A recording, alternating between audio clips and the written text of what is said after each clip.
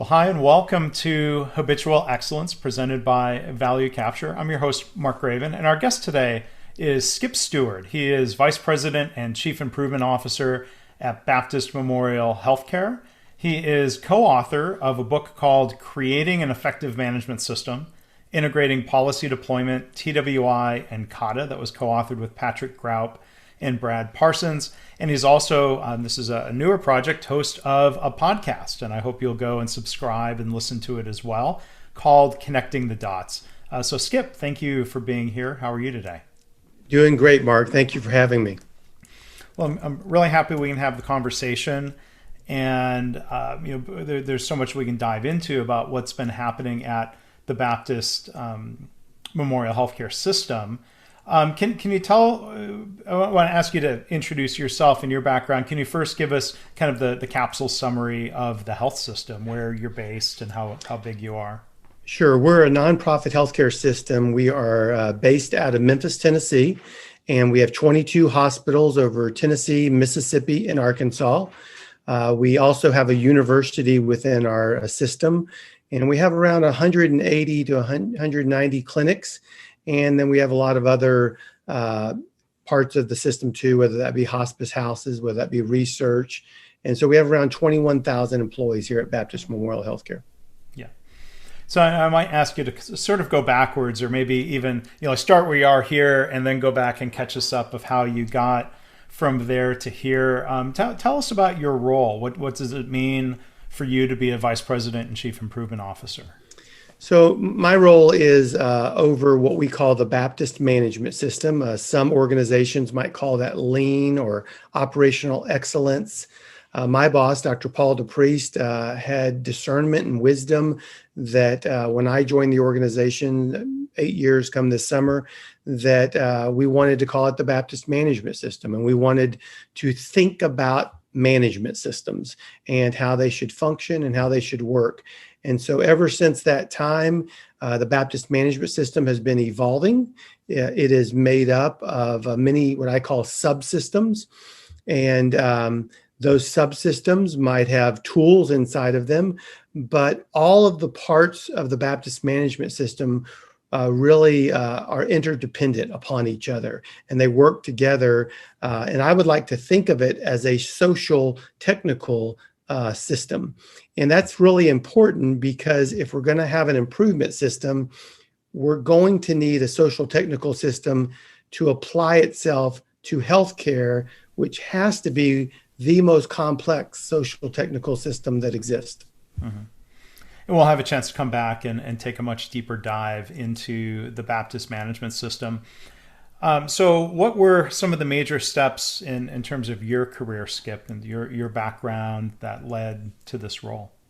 I started off my career almost 29 years ago doing time studies and doing most studies, if you remember most, for those IEs, a lot of them, you remember that. But the majority of my career was with a wonderful company, a Fortune 100 company, Emerson Electric, headquartered out of St. Louis. And I was part of a division of theirs called Climate Technologies. And we were very high tech in what we made. We weren't allowed to talk about it. We had lots of patents on things, very secrecy, but that's where I spent 15 years of my 29-year career. And that was where I first got introduced to lean. But even before lean, like you, Mark, I was introduced to the work of Dr. W. Edwards Deming. That was through a gentleman that became a friend, became a mentor, and is still a friend today, a friend of both of ours, Dr. Don Wheeler. And so I started off in the Dr. W. Edward Deming arena, and then my mind started getting expanded when someone handed me a book called Lean Thinking. And if I'm being transparent, I got infatuated with the tools, Kanbans and SMED. And, I was just so infatuated with all the tools. Went through a pretty significant Six Sigma certification, went through a significant Lean certification. But as my career started expanding and I went into operational roles, I realized it was a lot more than just the tools. And I'm continuing to realize that my journey's still going. But in 2008, I shifted and got involved in the world of private equity and doing a lot of traveling. And when I got involved in that world, I was really getting exposed to healthcare. And so I was a little surprised at how healthcare maybe felt like it was a little behind what I was used to in industry. And so I was I was just very fascinated with it. My mother was a nurse for 40 years. And so I just was so interested in what they were doing. I was with the private equity groups for a while, first just consulting them, and then I was running some companies. And in that world, you're being asked to run a company that they want to sell as quick as they can. And so I was practicing the methodologies that maybe some might want to categorize as lean, and some other methodologies that some might want to categorize as Six Sigma. I don't tend to label a lot of that. But then in 2012, I met my boss, Dr. Paul DePriest, and he asked, would I consider coming on with Baptist? So we spent 6 months getting to know each other, and he had a vision. He had an amazing vision on having a Toyota production system, improvement system inside of Baptist. And so we have been working since the summer of 2013 when I came on. We've been working on just that, this holistic management system that we happen to call the Baptist Management System. And it really tends to focus on, from a dimension standpoint, it focuses on purpose, people, and process. But those dimensions are not interdependent, or they're not independent, but they're interdependent. And when they interact properly, then we believe that we can bring back the full impact of the Baptist Management System. And so when you talk about those origins in 2013, the Baptist system is large and complex. Can you talk about the strategy for getting started? Where do you get started? How did you get started? Yeah. So where we got started, we wanted to start with, the concept that I think Dr. Toussaint uses a lot, the model line. And so we started at a hospital in Northeast Arkansas, and their CEO was Brad Parsons at that time. He's moved on to one of our other hospitals, but we started there.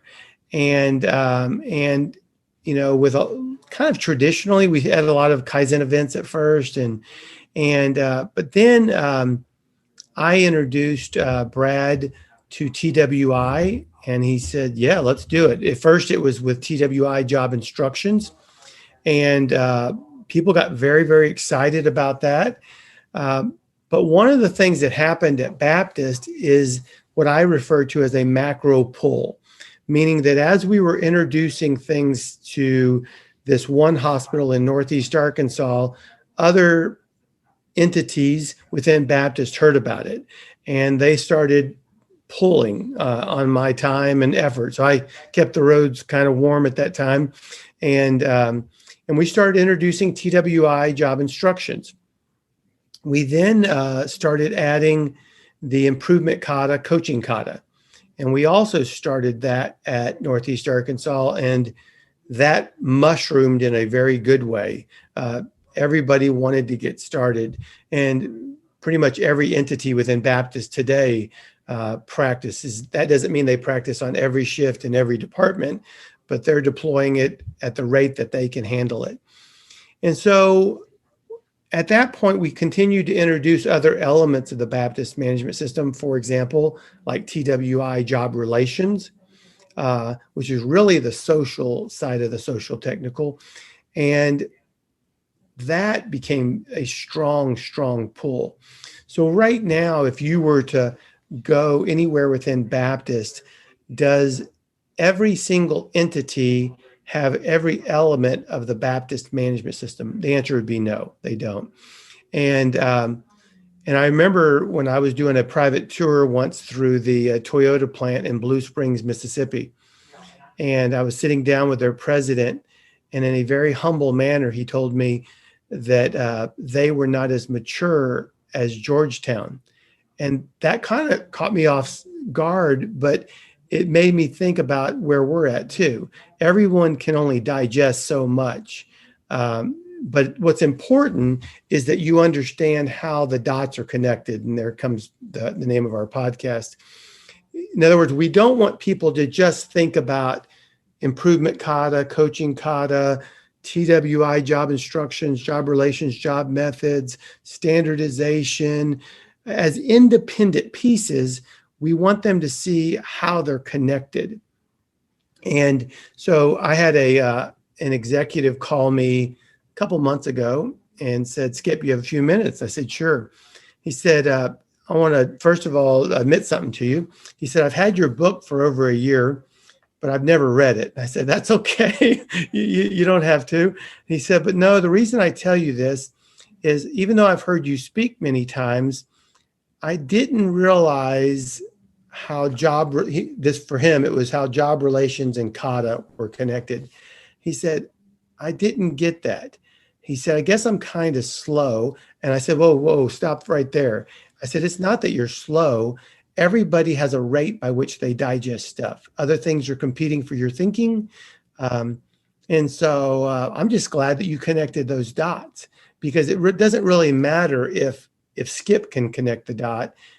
It's if the people that are doing the real work on the front lines. And so that's kind of how we think about the Baptist management system. It's still evolving. It's still growing, but we're always asking, why are we doing this? Why should I care about this? Why is that important to look into this? Yeah. And for listeners who might not know, TWI as an acronym is an approach called training within industry. It dates back to World War II. But even though the word industry is in the title, we know there are instances of TWI methods having been applied in healthcare during that time. There are nursing journal articles from 1947. So it's in a way, it's a shame. I know a lot of the focus was on building up American industry, but you could call it training within organizations, or there could be some other name, right? Absolutely. And you just made me feel really good, Mark, in that, I thought maybe I was the only kind of nerdy one that had looked at some of the articles of healthcare from the 1940s, but you're absolutely right. They were using it in the healthcare system during that time. Yeah. Because, you talk about job instruction and job relations and job methods is, kind of the third of the triumvirate of methods. Job instruction, I think, is incredibly helpful in healthcare because it provides a very systematic methodology for training people and closing the loop and confirming that they have actually been trained more formally than, well, go shadow that person for whatever period of time, or here's a procedure, read that procedure. It's not that people are slow, but different people learn in different ways. And I think as an organization or as leaders, we need to close the loop and make sure the message has been received. I think I'll get off my soapbox here, but I think it's fair to the healthcare professionals, and it's ultimately fair. It's good for the patients. It's good for the health system to make that investment. What else? I like the soapbox that you're on. I think that's good. Let me kind of build on that a little more, because I think TWI. Come on up. I think TWI job instructions still closes a gap that other things don't. So let me connect a couple dots and let me talk about the gap. So we have something we call 6 starter questions. And that is our tool to start the conversation around standardization. And we talk about the very first question, we talk about, do you have a standard outcome?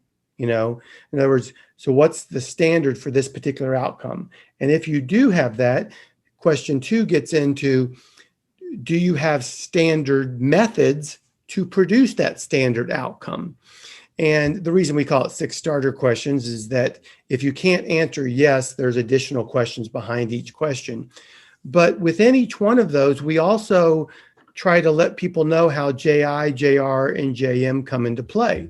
So for example, we could develop a really good standard method for how to put in a Foley catheter, or how to put in a central line dressing change, or you fill the gap on the very difficult job. And really good people with really good intentions many times are going to do it different.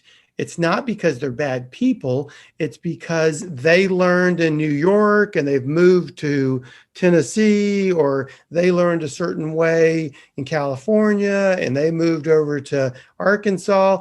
And what happens is they have their methodologies as neural pathways in their brain.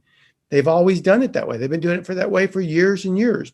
So if we've determined that we need to all do it a very similar way, because that variation, that's another subject I love talking to you about, that variation between person to person to person, we've determined it's causing defects and errors, then TWI job instructions can come in, and it's a powerful way to try to create a standard method so that we're all doing it the same way. A great story about that was we did some TWI job instructions in the counting of in the OR, and a very difficult job.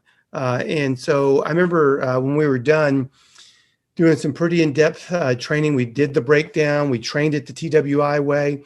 I ran into the scrub technician at a Starbucks, and I said, "Hey, how's that job going?" And she said, "It's really odd, Skip." And I said, "Like, what do you mean by odd?" And she said, "Oh, I've been doing this job for 25 years, and I always had my way of doing it. And ever since we went through this TWI, every time I go into the OR, it's like this new methodology kicks in, and I can hear your voice in my head, And so we made a joke about that. I said, "I'm sorry you have to hear my voice." But what she was really saying was that a new method got kicked in. It's kind of like the wax on, wax off, right? To where you don't think about the wax on, wax off. It just becomes natural over time. Right. Yeah, I've heard people articulate it a lot of times as saying, well, doing it my way, doing it this way, well, that works for me. And I think there's a deeper question, understandably, that first question of, well, does that way lead to the standard outcome? It's more, I think there needs to be more to it than, well, it works for me, but to what effect to others in that system. And sometimes it requires a real gentle touch to try to open people's eyes. And that's where JR comes in, right? Yeah. Because if I'm training you, Mark, in this new job, and Mark doesn't feel psychologically safe, if I'm not respectful of you, if I don't honor you, whether it be Kata coaching or TWI or you fill in the gap, I'm never going to be able to coach you forward if there's no relationship there. Mm-hmm. Yeah.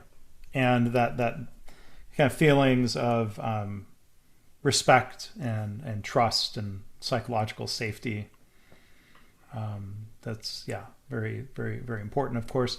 I want to go back a little bit, Skip. You talked about this macro pull. Yeah. And maybe in the category, I think you may have even said it this way, nice problems to have, that you have your model cell. Clearly people are hearing good things.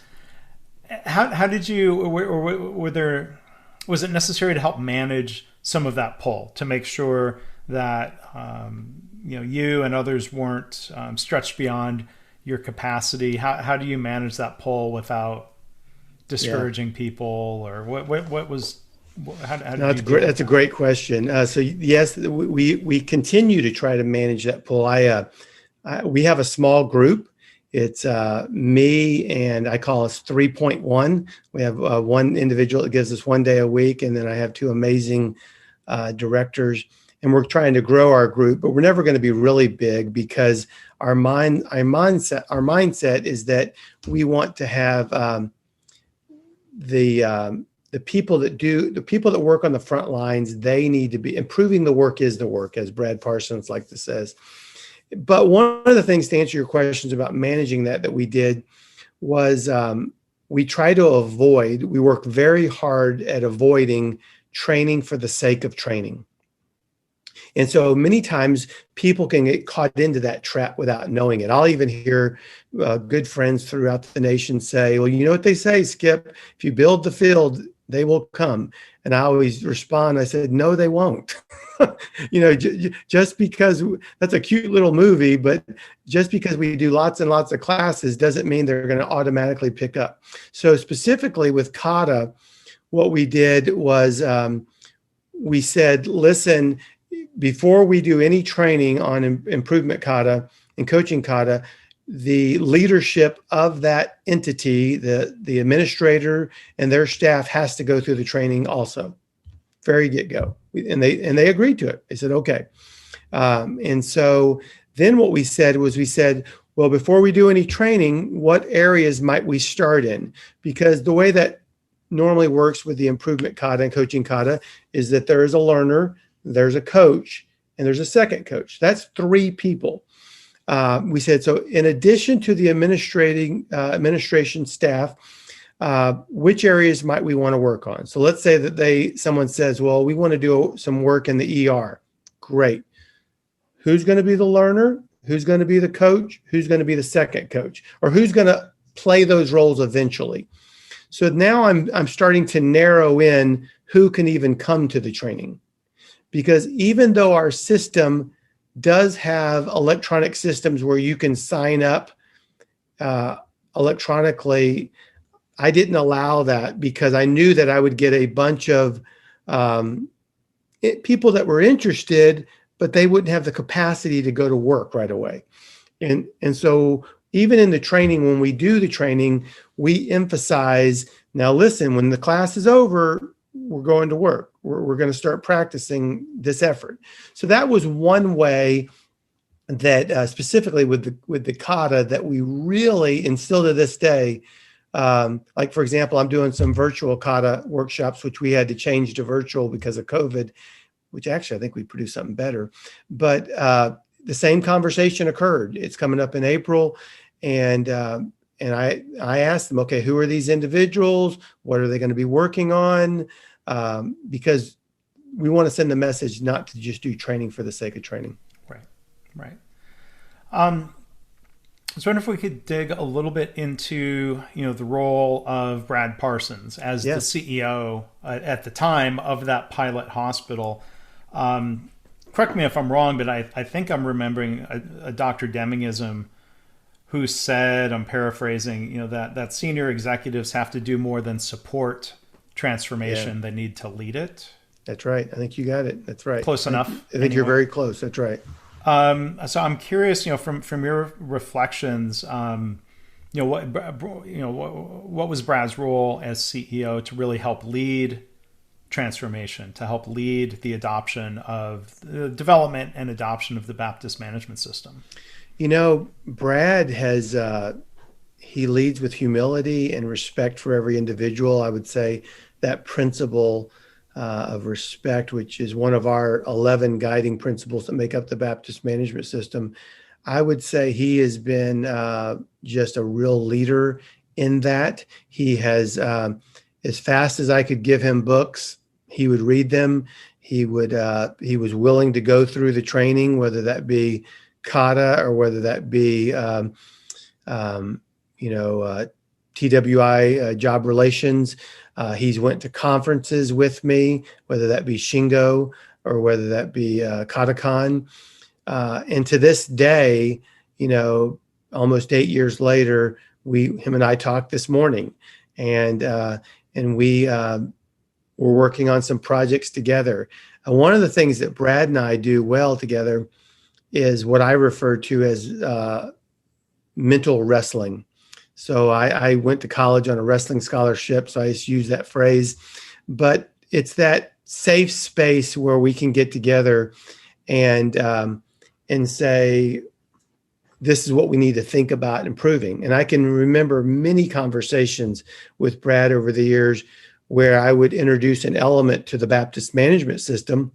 I can remember one right now, and him shutting the door and saying, listen, Skip, I know you're real passionate about this, but I just don't get it. I don't see it as that important. And I said, okay, I said, so it's on me to either convince you that it is important, or me to convince myself that maybe you're right, you know? And so, and I remember like a year after that, him talking about that element of the Baptist management system and talking about how important it was and how vital it was, and so on and so forth. And I started laughing, and I said, "You got a second?" And I went into a room, shut the door. I said, "You got to tell me what happened. What happened? Because a year ago you told me wasn't that important." He said, "I had to learn on my own. I wasn't going to get there with you just preaching at me." And he's right, right? That he had to have that connecting of the dots moment on his own so that he could say, "Okay, I get it. I get why this is important." And so, and he was humble enough to be willing to allow his thinking to evolve in that direction. Wow. Uh, it seems like you've come back to a question you asked earlier. Why are we doing this? When it comes to engaging physicians, amongst other things we talk about regarding engaging and working with physicians on this, how do you, or how does some of the physician leaders within the hospital or the health system articulate to other physicians, why are we doing this? Why are we inviting them to learn and hoping they'll connect dots? Why are we doing this? Sure. One of the things that I'm more convinced of now, 8 years later, than I was earlier, when you're first getting started and you see a group of people that you might perceive as an obstacle, I probably, if I had to do it over again, I probably would have given more attentional focus on some of the physicians. But my friend and my counterpart, Matt Pollard, Dr. Matt Pollard from Intermountain Healthcare, him and I talk often, and he has convinced me that physicians can be the biggest obstacle to true improvement. And my boss, Dr. Paul DePriest, has convinced me of that. And so we have several different endeavors that we're doing to try to pull physicians in, whether it be our podcast, whether it be some special, we have jokingly some special societies. We have a group called SOPHI, the Society of Physician Improvement Engineers. It's just a made up society. But we're trying to we have several different countermeasures that we have going on where we're trying to get physicians to be pulled in and involved in improvement. The thing that Dr. Pollard has really pressed upon me is even the idea system. Even though their ideas he gives examples at Intermountain where they had ideas of needing a phone in the room or needing a badge reader.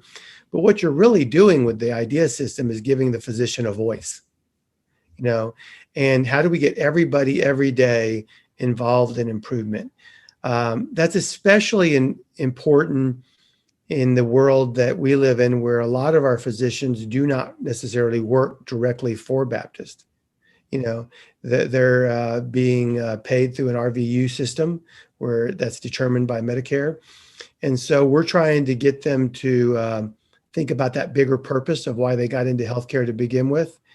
And what a lot of physicians that do get involved tell me is that they're willing to get involved because the system that they're working in is just very taxing. It's very heavy. And so they've got to find a way to improve their world. And so we have lots of different things, like I'll tell you the training that has seemed to resonate the most with a lot of the physicians that sign up for some of our training is job relations. Yeah, I come back to that. I had a physician in my December virtual class. I had one in my February class. I've got one coming up in April. And there's always this response afterwards that I wish I would have learned this right out of school. How to interact with people, how to deal with people problems is what JR deals with. What are some things that we can do to avoid people problems?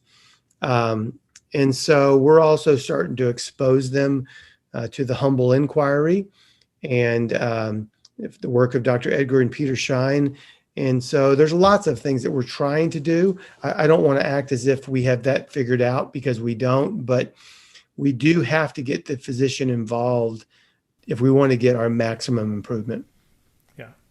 And Dr. Pollard, by the way, was our guest on episode 38 not too long ago. So if people haven't heard that one yet, they can go hear more about what they've been doing, what their journey has been like at Intermountain. There's a lot of great work going on there. Maybe share one last reflection before we wrap up, Skip. I mean, when I hear you talking about physicians being possible barriers, I think it is a shared assumption on our part, but maybe let's articulate it and talk about it. That, like you were saying earlier, it doesn't mean they're bad people. That's right. Any more than any of the other systemic challenges are due to bad people, that they're a product of the system they've been a part of for years or decades. And I think, it's helpful or it's easier to say, okay, well, they're a product of their system in a lot of ways. They're not bad people. It's easier to recognize that than it is to figure out, okay, how do we move forward? But it seems like that's a helpful starting point. What do you say? No, I think I loved how you said that, Mark. I think that's and Dr. Deming talks a lot about, systems and systemic thinking. And I think you're absolutely right. I remember coming into healthcare 8 years ago, I heard many, many horror stories of how working with physicians was going to be so difficult. And every time I'd go to a conference, and I remember some of the conferences that you and I would connect up at, when I'd be at lunch, someone would ask me some kind of a loaded questions like, so how are physicians? And I'll be honest with you, I never to this day have really experienced much of that.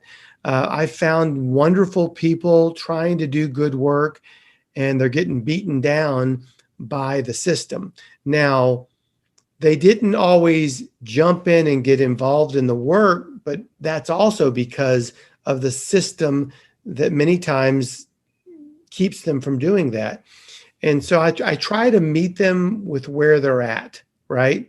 So, and it may not be where I want them to be, but it's where they're willing, if they can take a step. So I had a physician working with me on a strategic A3 on physician engagement at his hospital. He's the chief medical officer. And he said, would I coach him? Well, that's like saying sick him to a dog. I'm like, yes, I'll coach you. And so, to be perfectly transparent, he would always call me at about 5:30 when I was walking in the gym. So I would sit in my car for a half an hour, and I would hold my phone up and I'd say, go ahead and show it to me. And I'd coach him. Now, it took me 10 sessions on the left side of that A3 before I could ever get to the right side, because he was wanting to jump to conclusions. But to give him some credit, that's what he was willing to get involved with. And that's what he was allowing me to participate with him on. And so, I think the physicians are caught in a system, and we're trying to find ways that they can be involved in driving the improvement. Yeah, and I think there's two sides to that coin. We can help fix the system to be of service to the physicians, so then they can be of service to the patients, but engaging and involving them. That's right. In that, That's right. Engaging the willing, meeting people where they are. That's right. That's right. Great lessons and reflections there, Skip. So if you would like to hear more from Skip's experience and thoughts, again, you can check out his book, Creating an Effective Management System, Integrating Policy Deployment, TWI, and Kata. And you can also check out the podcast called Connecting the Dots. Skip was kind enough to have me as a guest recently, and maybe just as a final question here with the podcast, you're sort of the ringleader of it. You've got a couple of physician partners hosting the podcast, if you can talk about that. Yeah, so we started it back in October. We have Dr. H.F. Mason, which is a general surgeon and the chief medical officer at one of our larger metropolitan hospitals in DeSoto County, Mississippi, which is a suburb of Memphis. And then we have Dr. Jake Lancaster, which is a chief quality information officer. He's also internal medicine physician. And so we bring a lot of physicians, and then we bring a lot of interesting people like you, Mark. And And your books have had a huge impact on both of them, especially measures of success. I think that Dr. Mason chooses to quote your book about every other podcast, but the connecting the dots is a quite common name. But if you type in wherever you like to get your podcast, if you go to type in Baptist Management System connecting the dots, you'll see it come up. But most of the questioning and most of the talking is by those two physicians, and we even give CMEs to physicians and providers in our healthcare system that listen to the podcast. And so we're trying to influence other physicians and other providers. But they're wonderful individuals. I'm really glad that they're a part of it. Well, good. I hope people will check that out. We'll make sure there's a link directly to the podcast in the show notes. And our guest, again, has been Skip Steward, Vice President, Chief Improvement Officer at the Baptist Memorial Healthcare System. So, Skip, thank you so much for being a guest. Maybe we can have you back on at some point and do a deeper dive into I'd love to. Any of these different methodologies. And like you said, bring it from not just tools, but mindsets and systems. Absolutely. I'd love to. It'd be great Mark. to learn more from you. Thank you. Thanks.